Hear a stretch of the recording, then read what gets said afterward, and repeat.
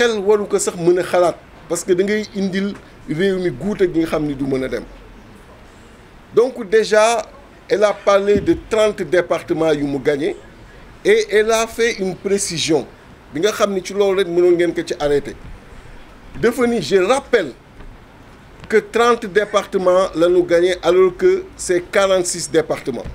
Elle l'a précisé à 2 reprises au moins boo leen ko dégloo au moins. Et quand elle parle des 30 départements yu mu gagné dugal na ci 3 départements wu diaspora. Et donc si dans ce que tu proclames tu mets les départements de la diaspora dans le dénominateur, ça ne peut plus être 46. Il faut nga def les 8 de la diaspora et le dénominateur progresserait de 46 à 54. Donc la première incohérence mathématique, c'est-à-dire que tu ne peux pas dire j'ai gagné 30 et ci 30 yooyu nga dugal ci 3 diaspora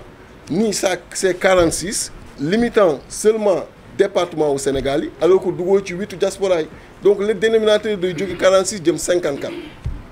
Donc elle aurait pu dire j'ai gagné 30 sur 54 mais elle dit 30 sur 46. Manipulation. 1. Dans les 30 yi mu wax yéen ñëpp suivre ngeen que cité na ci Tivaouane gis ngeen PV yi cité na ci Goudomp gis ngeen par la suite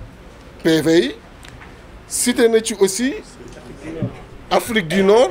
gis ngeen par la suite PV yi cité na ci Sédhiou gis ngeen par la suite PV yi. Donc par respect pour elle du ma wax le mot qui sied ok mais c'est pour dire rek que yéen ci seen bopp xam ngeen ni demeewul noonu démonstration scientifique ni mu demee te mu wér mooy Dakar Yewwi Askan Wi wàllu gagné nañ ko ak doole te Dakar 7 députés la Barthélémy Diaz mi ngi nii toog def na liggéey bi ak équipe bu wàllu gagné nañ ko c'est ça la vérité. Beneen vérité bi mooy Rufisque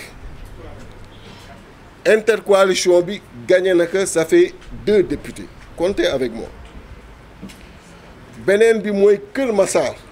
intercoalition gagné na ko ça fait 2 députés. Beneen bi mooy Rufisque donc Pikine intercoalition bi gagné na ko ça fait 5 députés. Beneen bi mooy Guédiawaye intercoalition bi gagné na ko foofu 2 députés la. Beneen bi mooy Thiès intercoalition bi gagné na ko 4 députés la. Beneen bi mooy Tivaouane intercoalition bi gagné na ko 2 députés la.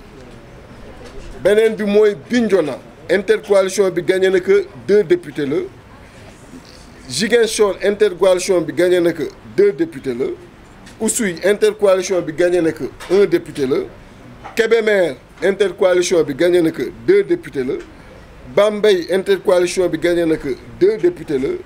Mbacké intercoalition bi gagné na ko 5 députés la. Saint-Louis intercoalition bi gagné na ko 2 députés la. Sédhiou intercoalition bi gagné na ko 2 députés la. Goudomp intercoalition bi gagné na ko la même chose. Saraya intercoalition bi gagné na ko 1 député la. Europe du Sud intercoalition bi gagné na ko 3 députés la. ENOC Europe du Nord, de l'Ouest et du Centre intercoalition bi gagné na ko 3 députés la. Amérique et Océanie intercoalition bi gagné na ko 1 député la. Asie et Moyen-Orient intercoalition bi gagné na ko 1 député la. Afrique du Nord intercoalition bi gagné na ko 1 député la. Afrique australe intercoalition bi gagné na ko 1 député la. boo leen totaliser ci 112 députés yi nga xam ni moo nekk seulement ci département yi 55 yi au moment où je vous parle mi ngi ci intercoalition wàllu ak Yewwi mu des yi nga xam ni décompte yaa ngi continuer et PV yi génn mais au moment où je vous parle 55 députés sur les 112 mi ngi ci intercoalition bi mënuñ ci wedd dara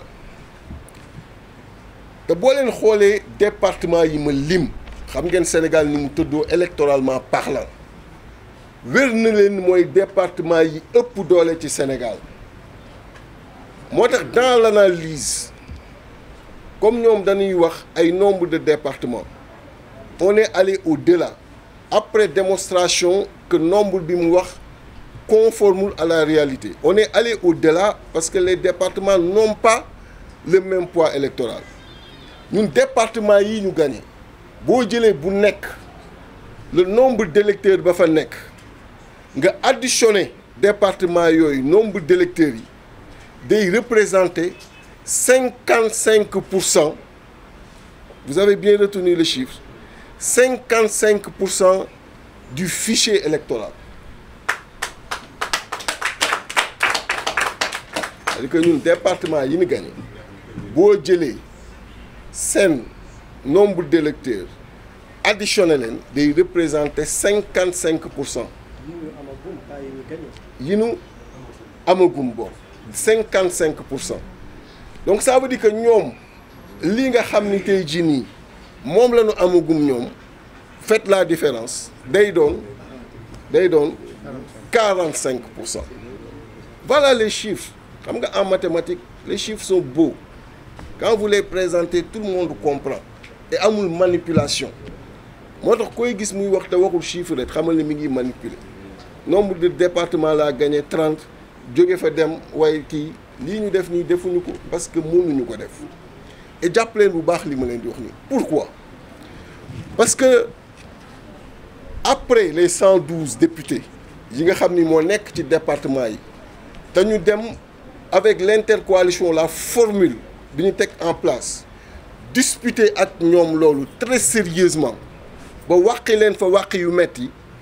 dafa am 53 députés yi nga xam ni mooy la liste proportionnelle mooy ku nekk bu ñu jëlee suffrage bi nga am au niveau national en absolu dañuy xool en relatif lan lay tombeel c'est-à-dire que bu fekkee ñun dañoo cumuler lépp mu doon 53% ou 60% intercoalition bi loolu la ñuy jël multiplier ko par 53 yi mu jox ñu nombre de députés yi ñuy am ci 53 yi nga xam ni mooy liste proportionnelle bu ko defee ku nekk pourcentage boobu la lay appliquer donc 53 yi des fa la jëm et lii boo leen ko xoolee ni mu tëddee ak tendance bi muy jëm ci liste proportionnelle boobu war nañ fa mën a xaar 28 députés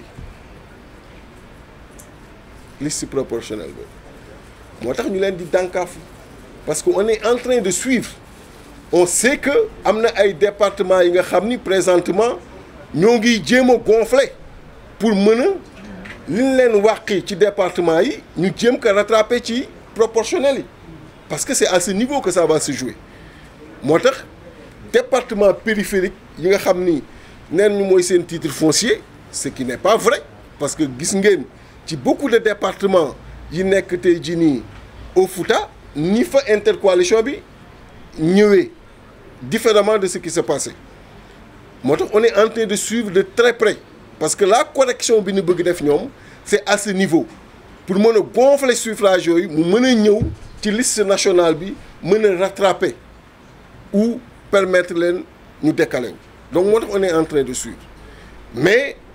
aujourd'hui projection yi à ce niveau day doon 28 au minimum faites la somme de 55 plus 28 ça vous donne combien? Ça vous donne un mine de 83. L'Assemblée nationale, c'est 165 députés. Quand il y a 83, donc il y a la majorité. Voilà ce qui se passe. Donc au moment où je vous parle, l'intercoalition Yewwi Wallu a la majorité au niveau de l'Assemblée nationale. kon jàpp leen que les Sénégalais grâce ak seen ñambar grâce ak seen haute intelligence et ça je le dis président la haute intelligence des Sénégalais man ça m'a pas surpris parce que waxoon naa ko fii que dans le comprendre schéma bi grâce à leur haute intelligence ils ont renvoyé Benno Bokk Yaakaar à l'opposition parlementaire à l'Assemblée nationale donc jàpp leen tey ni opposition parlementaire bi biir assemblée nationale Benno Bokk Yaakaar la majorité parlementaire foofu assemblée nationale intercoalition Yewwi Wallu la loolu mooy dëgg ci te loolu naka accepté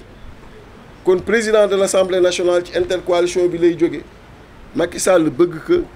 ak mu bañ que opposition mooy doon deuxième personnalité du pays loolu la yàlla def donc naka nangu jàmm am te ñuy alerter nag kilifa yëpp yi fi nekk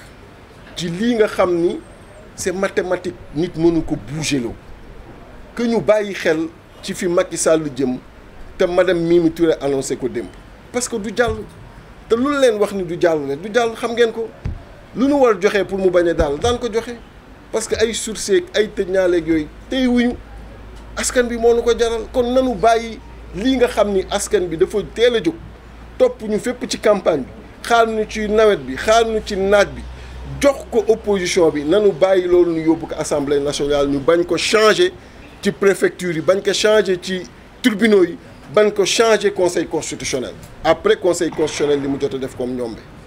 donc nanu bàyyi li sénégalais yi bind mu demee noonu